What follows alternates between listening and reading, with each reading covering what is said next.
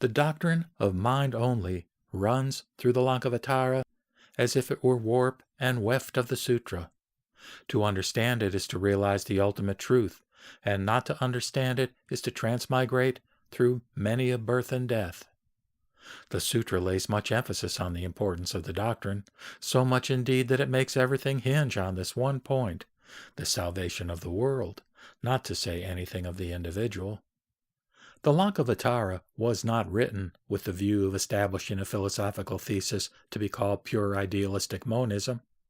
Its central motive was to make us realize that enlightenment comes when we are detached from the tyranny of language and discrimination, when we enter into the realm of non-leakage or non-outflowing, when, going beyond all philosophical reasonings, we stand on the inner ground of consciousness and shine out in our own inner brightness.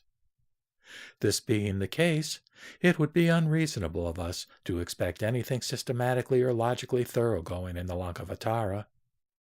Even when the threads of logic are found, the Lankavatara will still insist on the doctrine of mind only, saying that it is a fact of immediate perception, and that enlightenment or spiritual freedom comes upon one after realizing this fact within oneself. It will then be the business of the philosophers to logically demonstrate that fact, and not to deny it or reject it. If we feel cold when it snows, the scientist will have to explain the fact and not reject it as being empirically impossible. The rejection or denial in such a case means intellectual suicide.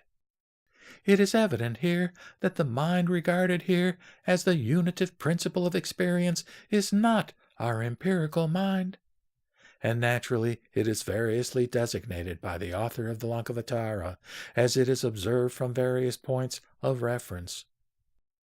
We give below some more synonyms and descriptive notions of the ultimate ground of existence. 1. Truth that is detached from discrimination. 2. An excellent state of consciousness attained inwardly by oneself. 3. Pure knowledge possessed by the Tathagata, which is free from all consciousness of action. 4. I teach one self-nature that is beyond the ken of reasoning and representation. 5. Solitary truth of thusness realized by oneself. 6. The supreme wisdom constituting the ultimate fact of existence. 7. Realization by the Tathagata of supreme wisdom in his own inmost consciousness. 8. Thatness, or thusness, or suchness. 9. The view established on the truth of suchness. 10. The realm of no shadows.